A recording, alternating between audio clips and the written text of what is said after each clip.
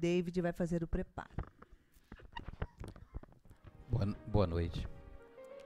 O preparo de hoje é do livreto Vida Feliz, psicografado por Divaldo Franco e ditado pelo espírito de Joana de Ângeles. É o recado de número 87. O conselho somente terá valor se estiveres disposto a segui-lo. Quando estejas com dificuldade em qualquer assunto, recorre a uma pessoa mais experiente, mais bem equipada, pedindo-lhe ajuda e orientação. Todavia, não leves a tua própria opinião tentando prová-la verdadeira. Ouve com cuidado, reflexiona e depois toma a decisão que te pareça mais acertada. Por outro lado, não faças ouvidos moucos às orientações e conselhos que te deem o que busques. Examina tudo e retém o que é bom. Ensina o apóstolo em nome do bem. Esse é o tipo de conversa ao pé do ouvido que todo mundo teve com o pai, com a mãe. A ouvir, a ir para a escola e estudar, a prestar atenção naquilo que o seu chefe fala, prestar atenção, conversar com a sua esposa ao casar. A gente ouve isso tantas vezes quando vai casar. Todo padrinho dá esse conselho. Algumas coisas a gente tem uma dificuldade muito grande em aprender. E isso tem um motivo. A gente vem nesse mundo e está cheio de si. Isso é bom. Isso é muito bom. Mas a gente tem que aprender a abrir espaço para as pessoas, porque senão a gente não consegue construir. Porque eu repito isso muitas vezes, sem o outro a gente não constrói nada. E a gente tem um hábito, e isso é muito cultural, um hábito de ouvir, e toda vez que a gente tem uma opinião, a gente esquece de ouvir. Falou alguma coisa que eu não concordo, eu já fico esperando o momento de eu retrucar. Eu ouço, mas eu não estou aberto para ouvir nada. Eu oro e eu não presto atenção aos sinais. E isso é o tempo todo, até com Deus eu faço isso. Eu oro e não presto atenção aos sinais, porque eu quero que Ele preste atenção em mim. Jesus, me olha para mim. Eu estou aqui perante você, perante o Senhor, prostrado, mas olha para mim, porque eu quero atenção. A gente não chegou ao nível, na maturidade emocional, de prestar atenção, de abrir espaço dentro da gente para colocar os outros. A Irecê acabou de falar exatamente isso de outra maneira, quando ela estava explicando sobre a felicidade. E vai ter um momento que a gente vai ter que dar um passo para fora da gente,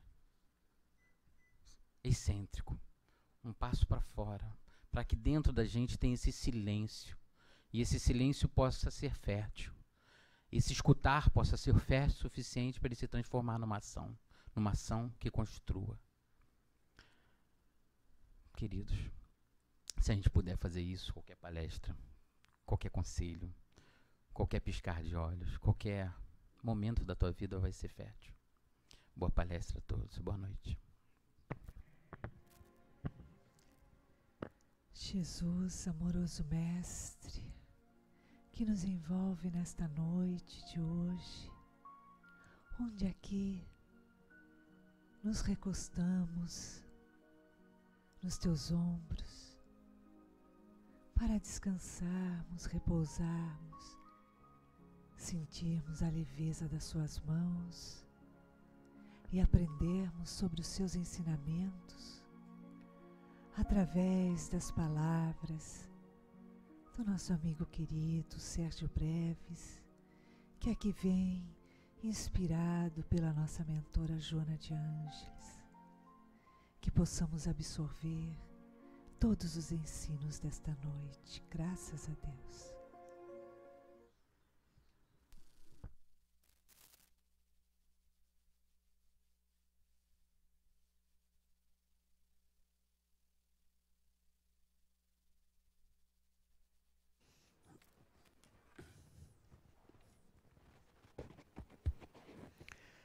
Muita paz em nossos corações, muita harmonia, muito amor.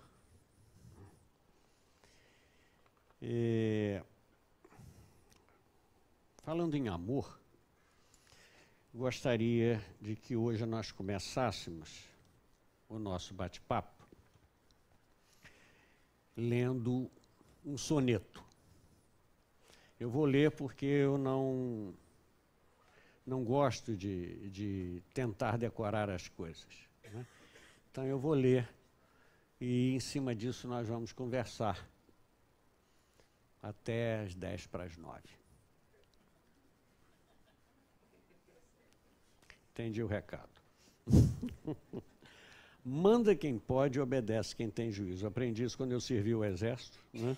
E aí foi por aí. Esse soneto é de um poeta português, Luís Lisboa. E ele diz o seguinte: o nome do soneto é Soneto a uma Deusa. Diz ele assim: tu és o quelço do pental ganírio, saltando as rimpas do fermim calério, carpindo as taipas do furor salírio nos rúbios calos do pijon sidéreo. És o Bartólio do bocal empírio que ruge e passa no festim citério, em ticoteios de partano estírio, rompendo as gampas do ortomogenério. Teus lindos olhos, que têm barlacantes, são cameçúrias que carquejam lentes nas dúrias pélias do pegal balônio. São carmentórios de um carcé metálico de lúrias pélias em que pulsa o obalho em vertimbáceas do pental perônio.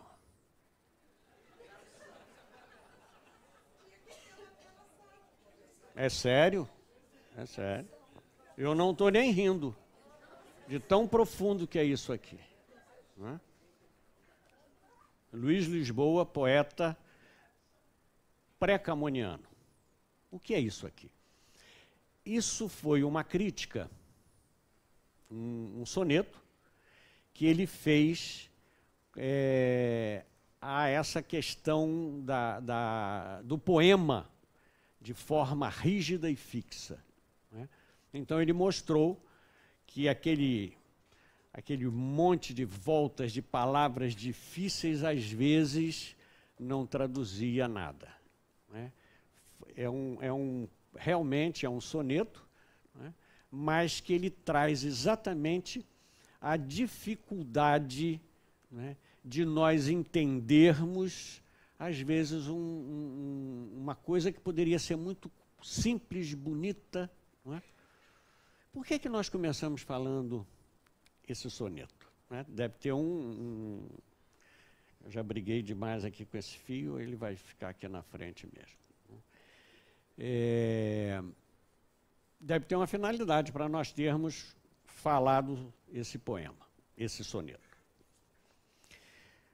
Por que nós não entendemos absolutamente nada? Porque o nosso cérebro não tem as informações dessas palavras, que em realidade foram inventadas por ele. Se vocês forem procurar isso no dicionário, vocês não vão encontrar, não é? E nós não entendemos nada porque o nosso dicionário, não tendo essas informações, dicionário cerebral, não tendo essas informações, isso não significa absolutamente nada.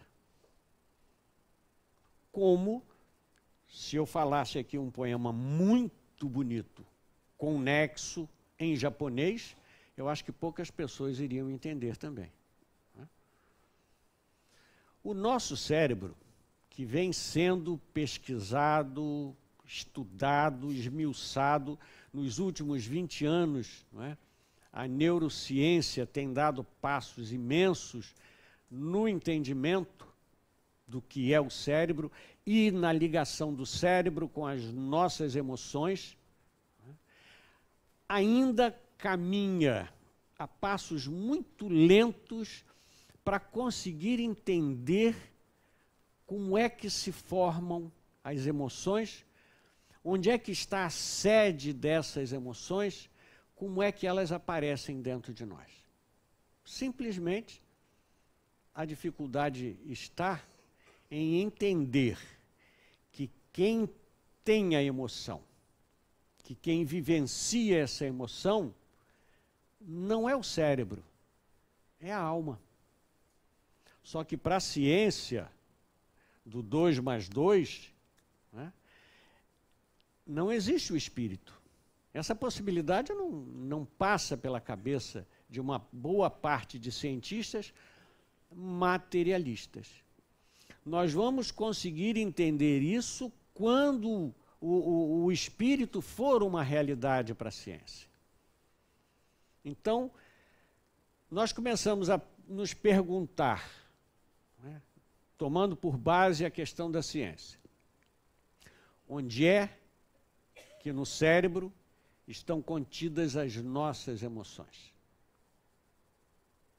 Em realidade, o cérebro é o órgão que nós, espíritos, usamos para nos relacionar.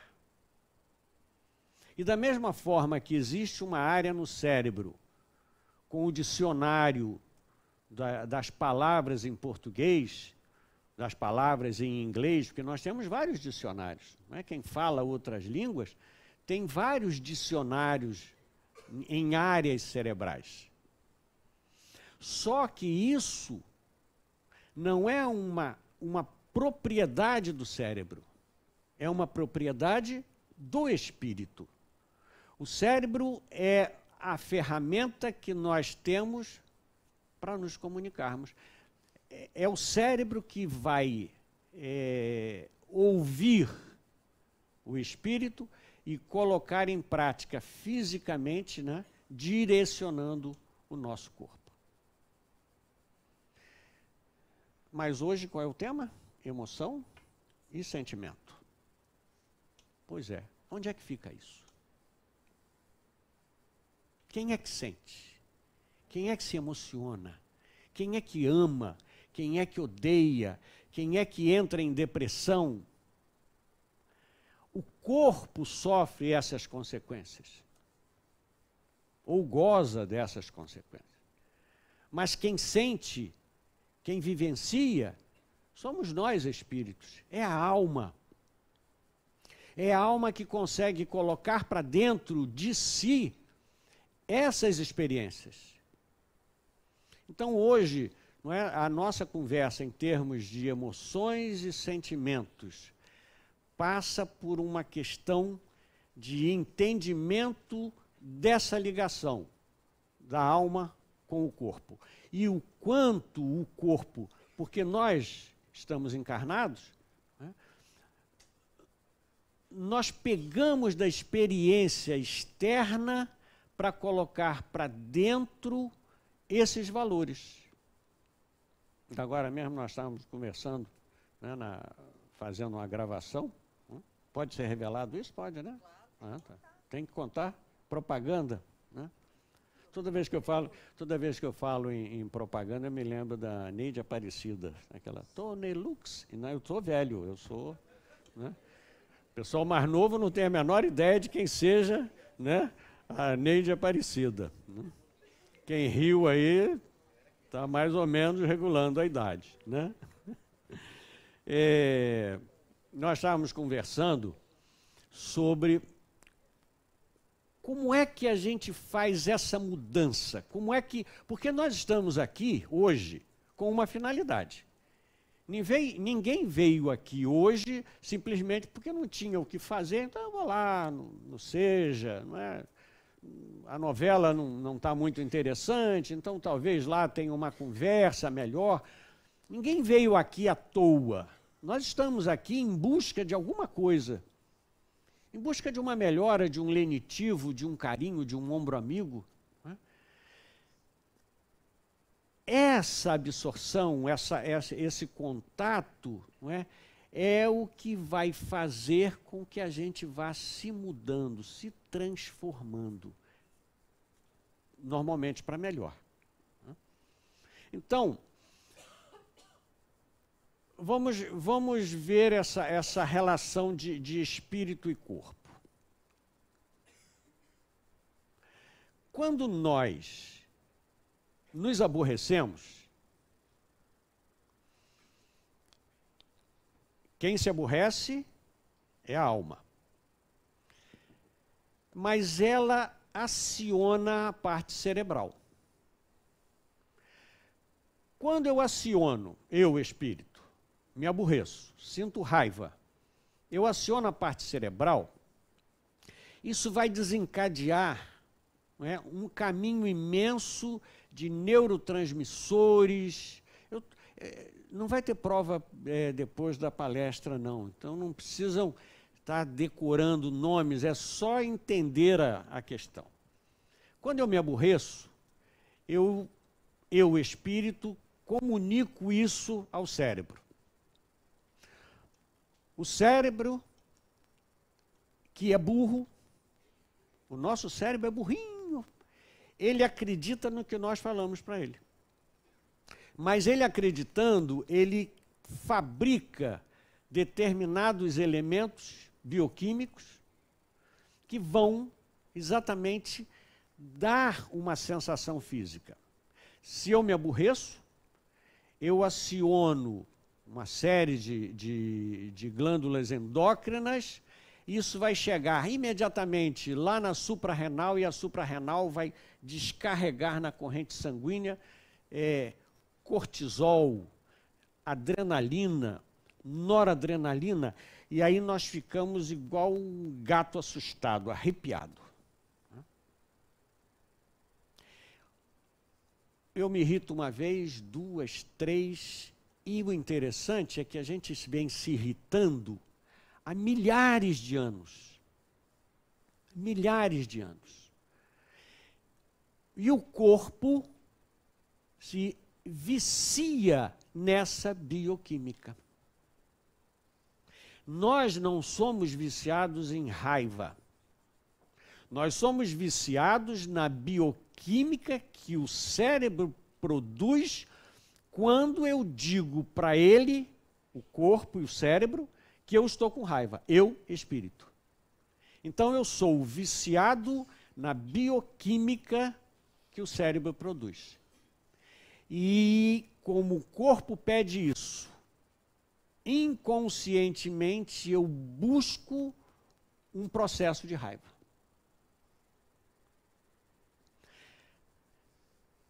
Raiva, tristeza, medo, tudo isso é emoção. Quem sente isso? Eu, espírito. Nós, espíritos. Quem é que sofre as consequências? Os nossos corpos. E a gente se vicia nisso. Vocês já conhecem pessoas, não é, que às vezes a gente até se arrepende, não é? Você encontra a pessoa, como é que você vai? Aí ela explica, né? Aí você para, para que eu perguntei, né? Porque essa pessoa é viciada naquela coisa pesada, na tristeza, está tudo errado, está tudo ruim. Isso é vício, não da emoção, mas do que a emoção provoca no corpo. Mas será que nós só somos viciados nessas coisas ruins? Não. Eu não vou perguntar, porque não é o caso, não é, mas aqui deve ter algum corredor ou corredora, né? Quem gosta de todo dia, né, está correndo. Se você perguntar a um corredor, ele diz assim, eu tenho pessoas amigas, assim, Sérgio, eu não posso deixar de correr um dia, não é? É bom. O que é bom? É a sensação física da corrida. Mas por que é bom? Não é? Eu, com essa barriguinha, vocês devem imaginar que eu não corro lá muita coisa. Não é? Eu não sei o que é esse bom de correr. Mas esse corpo do corredor, ele tem um retorno bioquímico de coisas agradáveis. De neurotransmissores que provocam, não é, no cérebro, excitam o cérebro cada vez mais a uma coisa gostosa. Deve ter gente perguntando assim, onde é que está o estudo espírita aqui? Não é? Porque nós estamos falando, está no chocolate. O chocolate, não é? O que é o chocolate? Chocolate é uma excitação. Por que o chocolate não é gostoso? Só por causa do açúcar? Não. O chocolate tem uma química chamada triptofano. Pode jogar lá no Google que vocês vão encontrar. Não é pentalganírio, não. O triptofano existe. Não é? Ele inventou outra coisa. Né? Primeiro que não foi eu que inventei esse soneto, mas o triptofano existe. O triptofano, ele excita, não é, ao cérebro produzir endorfina, que é o neurotransmissor da felicidade, da alegria, que quem corre consegue produzir. Bom, então, qual é a nossa conversa de hoje? Por que nós estamos falando disso? Porque quem é viciado em sentir raiva, quem é viciado em tristeza, quem é viciado em depressão, a depressão, ela é um excitante fortíssimo das coisas, não é? Das dores que nós sentimos. Vocês já repararam que o depressivo fica assim, ó?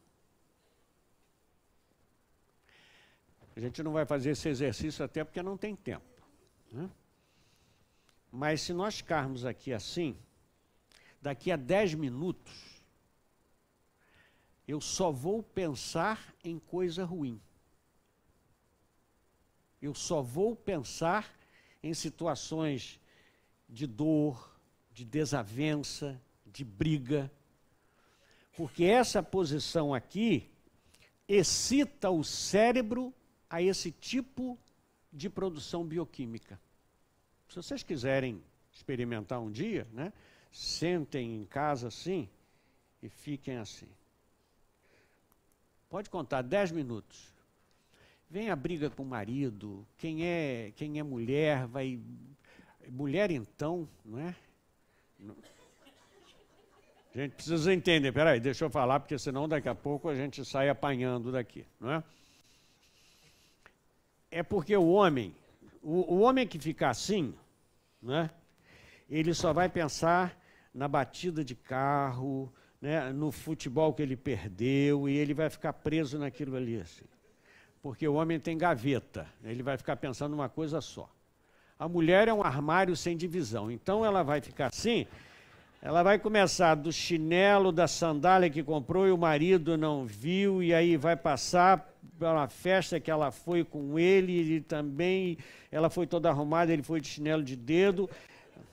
Daqui a 10 minutos, depois dos 10 minutos iniciais, ela está lá na lua de mel brigando com ele em São Lourenço, não é? Então, vai depender, né, se é homem, se é mulher, se abriu gaveta, se abriu o armário inteiro, né? O cérebro, quando eu faço isso, né, quem quiser entender melhor sobre isso, procure ler, estudar sobre programação neurolinguística, PNL, né? Você vai entender isso aí. Então, o cérebro, ele é moldável em termos de sentimento, de emoções, dependendo da minha vontade. Eu posso ficar assim, ou posso ficar assim. Se quiserem também experimentar, agora não, né? Chegar em casa. Ficarem assim, você não consegue fixar o pensamento num assunto. O cérebro funciona ligado, né? Vai ligando de um assunto a outro, você vai se lembrando de uma porção de coisas. Isso tudo é para mostrar o seguinte: todos nós temos as nossas viciações mentais. Por quê? Porque somos espíritos que estamos acumulando experiências há milhões de anos. Milhões de anos. As nossas emoções fazem parte de um pedaço do nosso cérebro, não é? Que surgiu há milhões de anos atrás, quando os animais começaram a sair da água, crescendo e começando a ter sentimentos. Quando nós chegamos em casa, quem tem cachorro sabe disso, né? O cachorro faz uma festa, pula, suja a gente, arranha. Não é? Quando a gente vai na padaria, ele olha para você saindo assim, parece que lambeu graxa, né? Cachorro que lambeu graxa, aí fica com aquela cara assim, uma tristeza. Nós temos esse cérebro dentro do nosso cérebro. Então, desde milhões de anos atrás, nós estamos nos ligando a questões de emoções e de sentimentos. Mas hoje somos seres humanos que raciocinamos, que temos um neocórtex que funciona de acordo com o meu conteúdo de espírito. Se eu tenho vivências como espírito, né, voltadas ao bem, ao equilíbrio, eu vou impregnar o cérebro com essa vontade, com esse sonho, com essa ação. Se eu sou ligado, se a minha bagagem ainda é uma bagagem de muita dor emocional, eu vou passar para o corpo exatamente essas sensações ruins. Então, nós que estamos aqui, que não viemos aqui à toa e temos uma finalidade, é exatamente isso que nós precisamos entender. Nós estamos aqui em busca de mudança. Mas não é a prece que a Iraci vai fazer que vai nos mudar. Não são as palavras que eu estou dizendo aqui que vão nos mudar. Não é o soneto a uma deusa que vai mudar um fio de cabelo nosso. Nós só iremos mudar um fio de cabelo a hora que nós nos propusermos a isso. E eu não posso contar com alguém ou com alguma situação. Nesse ponto, nós somos um universo em separado. Precisamos muito do outro. Não conseguimos viver isolados. Isso não é vida. Nós não aprendemos com isso. Eu dizer que tenho serenidade, calma, meditando numa caverna no Himalaia, é muito fácil. O difícil é conviver e buscar uma serenidade dirigindo no trânsito do Rio de Janeiro. Mas eu estou no Rio de Janeiro, eu dirijo no Rio de Janeiro. Como é que eu vou mudar? Como é que eu vou não brigar a cada 10 minutos no trânsito?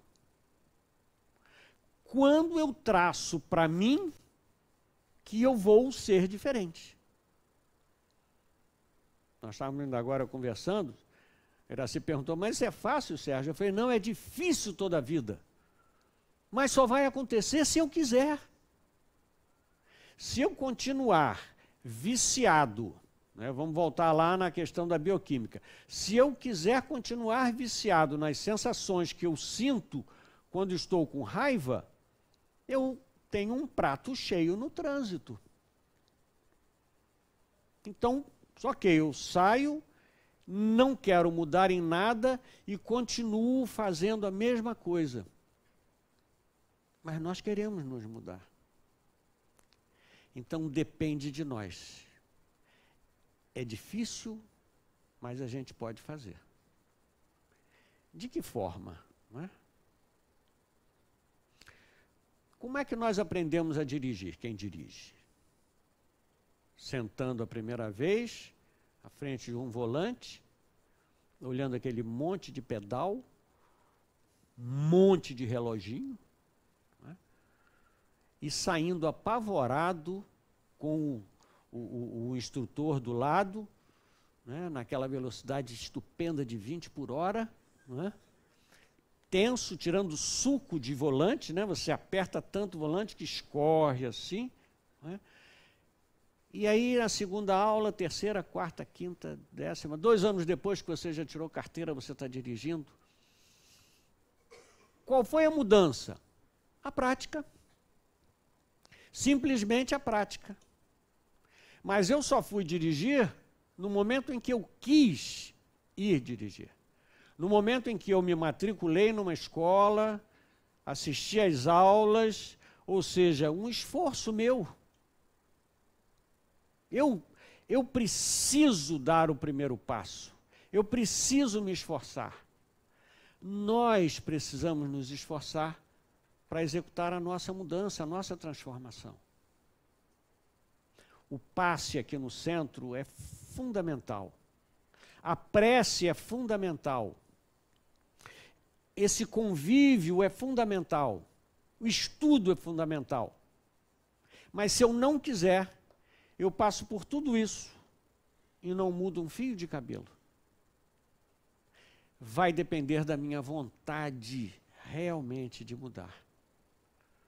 Quando eu entender que para que eu galgue, né, posições de felicidade nesse mundo ou em outros mundos, que eu me modifique junto com a Terra, é necessário que eu tenha vontade de mudar. E são as coisas mais simples que vão nos ajudar nessa mudança. Não adianta a gente raciocinar em caridade. Não, eu tenho que aprender, eu quero ser caridoso. Vou fazer um asilo. É muito fácil, né? Todo espírita, eu também já fui assim, né? Quando a gente começa, não, seria bom que eu tivesse um asilo, seria bom que eu tivesse uma creche, seria bom que eu tivesse um orfanato, não é? E dentro de casa, como é que está a questão da caridade?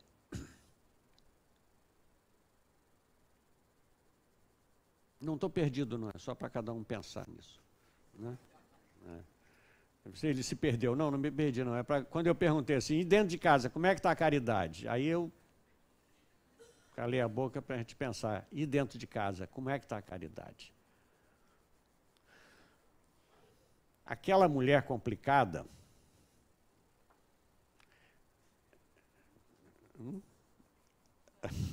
aquela mulher complicada, né, que abre o armário assim, não é?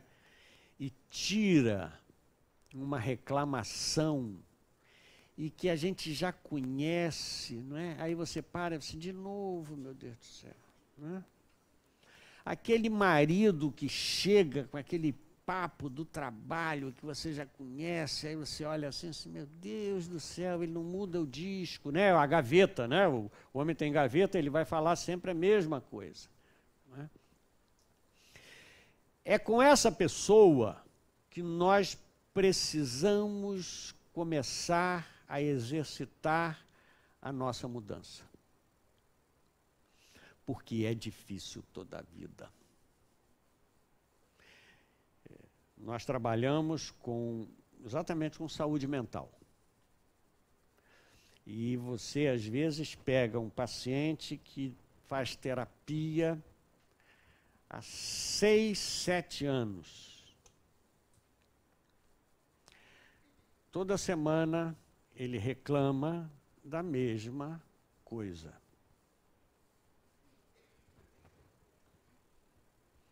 É por isso que terapeuta tem que cobrar caro, né? Porque é para poder pagar a terapia dele, porque senão você enforca o sujeito, né? Porque a pessoa fala assim, não, mas a minha nora então paga um pato terrível, né? A minha nora, ela vai fazer isso e não me chama. Aí você, olha só, por que você espera que a sua nora lhe chame? Não, porque ela tem que chamar. Eu falei, será que tem? Esse é um caso fictício, não é?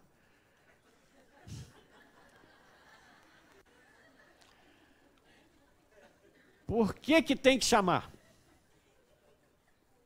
Não, mas ela vai à farmácia, né? E ela sabe que eu gosto de ir à farmácia. Por que que ela tem que chamar para ir à farmácia? Aí a pessoa passa 6 anos reclamando da nora. Coitada da nora, né? Porque o que ela recebe de vibração negativa, mas o problema da nora, né? Mas a pessoa que reclama durante 6 anos da nora, ela sofre diariamente por causa da nora.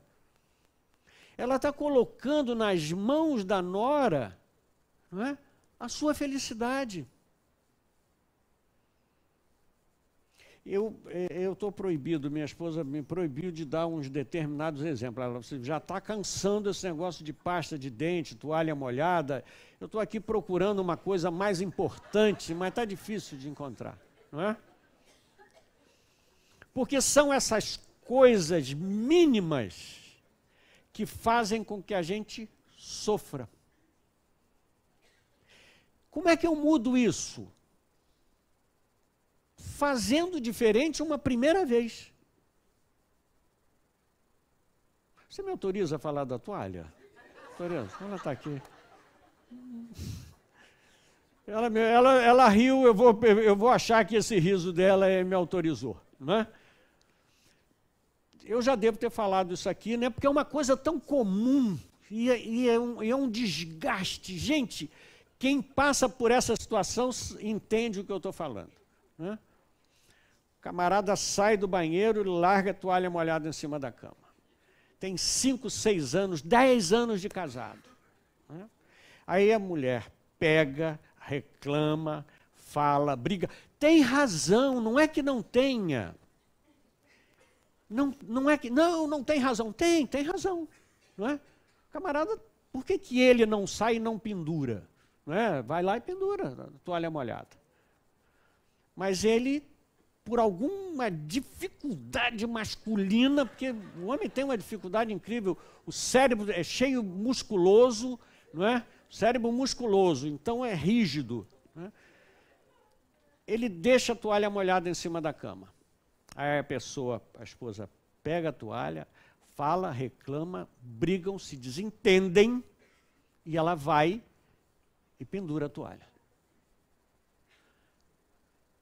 Pega a toalha e pendura.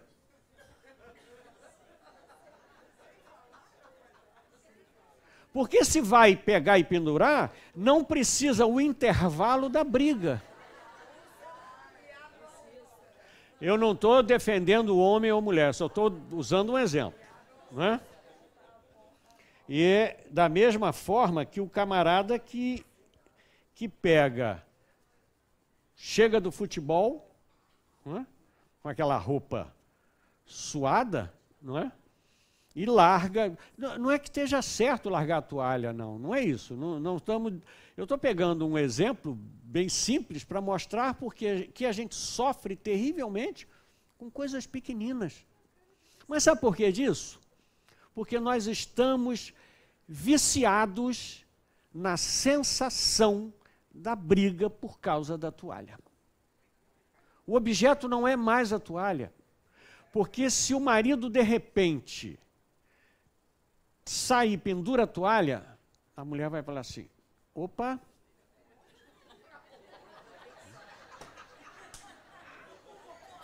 pode ser. Quem não ouviu o que ele falou assim, esteve com outra, né? Porque a pessoa precisa de uma excitação para sentir o que é a briga. É bioquímico. Só que esse bioquímico é do corpo. Os valores emocionais, os sentimentos são da alma. Eu preciso me acostumar a sentir coisas boas. E é sentindo coisas boas que eu vou querer sentir mais coisas boas. é me mudando, é equilibrando a minha psicosfera e a psicosfera do lar, do trabalho, das amizades, dos contatos, que eu vou crescendo. É entendendo que o amor é muito mais gostoso do que uma briga. Se o camarada um dia, esse camarada da toalha, ele pendura a toalha, a esposa vai arrumar um jeito de reverter isso, não é? E achar uma briga. O homem é a mesma coisa. Não é? O homem, ele chega em casa, não é? Sempre briga, tem sempre um rame-rame. Naquele dia ele chega, reclama do trânsito, a mulher não fala nada. Ele reclama do chefe, a mulher não fala nada. Ele reclama de alguma coisa, a mulher não fala nada. Porque quando ele reclama, ela contrapõe, aí tem a briga. Não é? Naquele dia ela resolveu mudar, ela veio ao Seja Barra, escutou uma palestra e pensou assim, vou mudar. Não é? E aí ela não reclama de nada. E ele vai ficar incomodado. Só que ele sabe que uma coisa que deixa ela chateada é comentar alguma coisa sobre a comida. Ele falou do cachorro, falou do trânsito, do chefe, do amigo, do não sei, e não houve uma resposta. Ele está precisando daquela bioquímica. E ele sabe da questão da comida. Aí ele vai até a cozinha inconscientemente. Inconscientemente. Olha a panela, tem um estrogonofe maravilhoso. Mas ela deixou esquentar um pouco, deu uma talhada. Né? De novo você talhou o estrogonofe, acabou. Aí ela se morde, responde, brigam, e aí ele se sente satisfeito. Brigaram, a cara dele é de aborrecimento, mas fisicamente ele está satisfeito. Gente, vamos nos viciar no que é bom. Vamos nos propor a sermos felizes. Vamos nos conhecendo. Vamos traçar para nós uma transformação, uma mudança que vai ser gradual, homeopática, bolinha por bolinha, mas que nós tenhamos força de vontade de colocar exatamente isso em prática. Só depende de nós. Só depende de nós. Vamos colocar para dentro da alma, que somos nós, essas informações agradáveis, gostosas, de felicidade, de paz, de muita harmonia. Muita paz para todos nós.